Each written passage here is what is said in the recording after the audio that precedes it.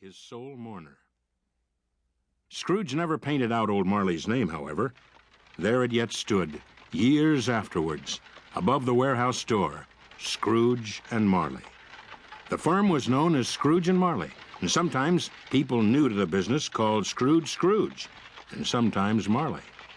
He answered to both names. It was all the same to him. Oh, but he was a tight-fisted hand at the grindstone, Scrooge, a squeezing, wrenching, grasping, scraping, clutching, covetous old sinner, hard and sharp as flint, from which no steel had ever struck out generous fire, secret and self-contained and solitary as an oyster. The cold within him froze his old features, nipped his pointed nose, shriveled his cheek, stiffened his gait, made his eyes red, his thin lips blue.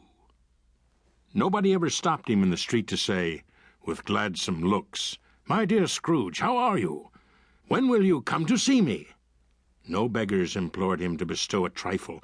No children asked him what it was o'clock. No man or woman ever once in all his life inquired the way to such and such a place of Scrooge. But what did Scrooge care? It was the very thing he liked, to edge his way along the crowded paths of life, warning all human sympathy to keep its distance. Once upon a time, of all the good days in the year on Christmas Eve, old Scrooge sat busy in his counting house. It was a cold, bleak, biting, foggy weather, and the city clocks had only just gone 3, but it was quite dark already. The door of Scrooge's counting house was open that he might keep his eye upon his clerk, who in a dismal little cell beyond, a sort of tank, was copying letters. Scrooge had a very small fire, but the clerk's fire was so very much smaller that it looked like one coal, but he couldn't replenish it, for Scrooge kept his coal box in his own room.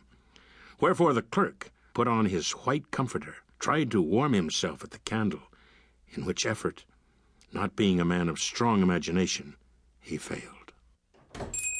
"A Merry Christmas, Uncle! God save you!"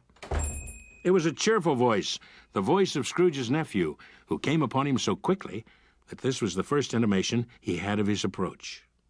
"Bah! Humbug!" "Christmas a humbug, Uncle? You don't mean that, I'm sure." "I do. Merry Christmas. What right have you to be merry? What reason have you to be merry? You're poor enough." "What right have you to be dismal? What reason have you to be morose? You're rich enough." "Bah! Humbug!"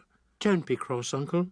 "What else can I be when I live in such a world of fools as this? Merry Christmas. Out upon Merry Christmas. What's Christmas time to you but a time for finding yourself a year older and not an hour richer? If I could work my will, every idiot who goes about with Merry Christmas on his lips should be boiled with his own pudding and buried with a stake of holly through his heart. You should." "Uncle." "Nephew, keep Christmas in your own way, and let me keep it in mine." "Keep it? But you don't keep it." "Let me leave it alone, then. Much good may it do you, much good it has ever done you." "There are many things from which I might have derived good, by which I have not profited. I dare say Christmas among the rest. I have always thought of Christmas time as a good time, a kind, forgiving, charitable, pleasant time, and I say, God bless it." The clerk in the tank involuntarily applauded. "Let me hear another sound from you, and you'll keep your Christmas by losing your situation." "You're quite a powerful speaker, sir." "I wonder you don't go into Parliament." "Don't be angry, Uncle. Come, dine with us tomorrow." Scrooge said that he would see him. Yes, indeed he did. He went the whole length of the expression, and said that he would see him in that extremity first. "But why? Why?" "Why did you get married?" Because I fell in love." "Because you fell in love? Good afternoon." "I want nothing from you. I ask nothing of you. Why cannot we be friends?" "Good afternoon." "I'm sorry, with all my heart, to find you so resolute. We have never had any quarrel. To keep listening to this audiobook for free, click the link in the description. It will take you to a free Audible trial where you can listen to this and many other books for free for 30 days.